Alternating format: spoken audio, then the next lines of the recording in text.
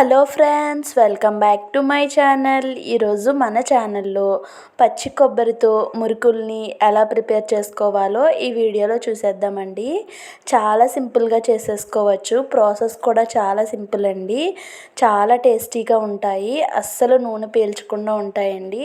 ఒక్కసారి ఈ మురుకులు కనుక ప్రిపేర్ చేసుకుంటే మళ్ళీ మళ్ళీ ఇలానే చేసుకుంటారు.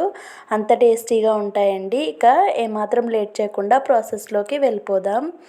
దానికోసం నేను ఇక్కడ స్టవ్ వెలిగించి ఒక పాన్ పెట్టుకున్నానండి.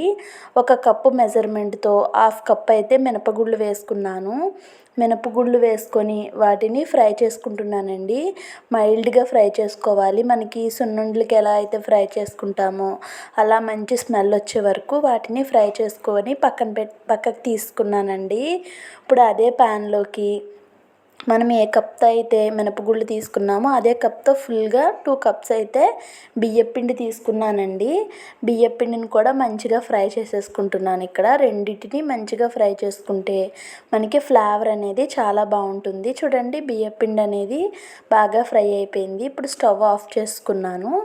ఇందాక మనం ఫ్రై చేసుకున్న మినపగుళ్ళు ఉన్నాయి కదండి, అవి పూర్తిగా చల్లారిన తర్వాత మిక్సీ జార్లో వేసుకొని మెత్తటి పౌడర్లా అయితే మిక్సీ చేసుకున్నానండి. చూడండి, ఈ విధంగా మెత్తగా మిక్సీ చేసేసుకున్నాను. ఇప్పుడు ఇలా వెడల్పుగా ఉన్న ఒక బేషన్ తీసుకొని పిండి జల్లెడ ఉంటుంది కదండి, దాంట్లో వేసి మనం ఈ మినపగుళ్ళ పిండిని అయితే శుభ్రంగా జల్లించుకోవాలండి. జల్లించుకున్న తర్వాత కొంచెం మురుములు అయితే వస్తాయండి. అంటే అక్కడక్కడ నూకలా ఉంటుంది కదా, అది వచ్చింది. ఇప్పుడు దాన్ని కూడా నేను మిక్సీ జార్లో వేసుకొని మళ్ళీ దాన్ని మిక్సీ చేసుకొని పౌడర్లా ప్రిపేర్ చేసుకున్నానండి. పౌడర్లా ప్రిపేర్ చేసుకొని దాన్ని కూడా నేను ఇక్కడ మిక్సీ ఆడి తీసుకొచ్చాను.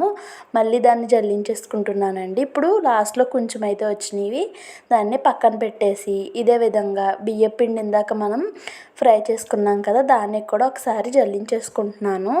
మనం బియ్యపిండిలో కూడా చిన్న చిన్న ఇసుక లేదంటే ఇలాగ పిండి ముద్దలు కట్ట ఉంటాయండి. అందుకోసం రెండింటిని మెత్తగా జల్లించేసేసుకున్నాను. ఇప్పుడు ఈ పిండిని అయితే పక్కన పెట్టేసుకుంటున్నానండి. పచ్చి కొబ్బరి ఒక ముక్కనైతే తీసుకున్నానండి. నేను ఇక్కడ మరీ లేతది కాకుండా కొంచెం ముదరగా ఉన్న ముక్కనే తీసుకున్నాను. దాన్ని శుభ్రంగా కొట్టి చిన్న చిన్న పీసెస్గా కట్ చేసుకున్నానండి, కడిగేసుకొని. చూడండి, ఈ విధంగా మిక్సీ చేసుకోవాలి మెత్తటి పేస్ట్ లాగా.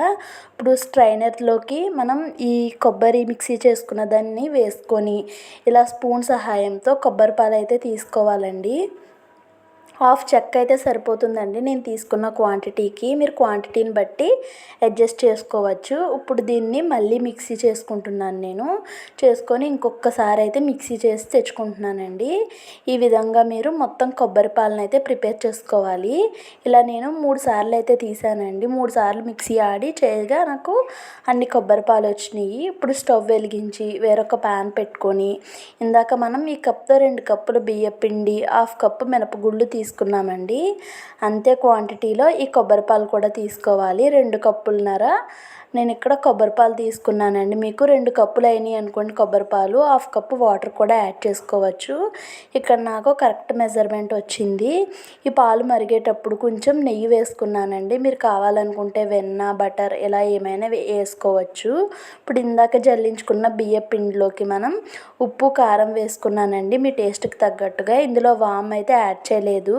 మనం కొబ్బరి ఫ్లేవర్ అనేది పోతుంది, అందుకోసం వామ్ యాడ్ చేయలేదండి.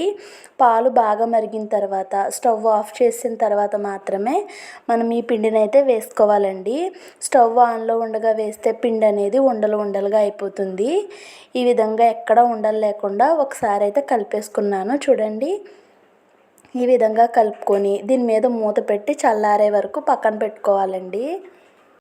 పిండి గోరువెచ్చగా ఉండే వరకు పక్కన పెట్టుకుంటే సరిపోతుందండి. నేను ఒక 5 నిమిషాల తర్వాత తీసాను. పిండి అయితే కొంచెం గోరువెచ్చగా ఉంది. అలాంటప్పుడు నేనైతే కలిపేసుకున్నానండి. ఇంకా వాటర్ అయితే ఏమీ పట్టవు.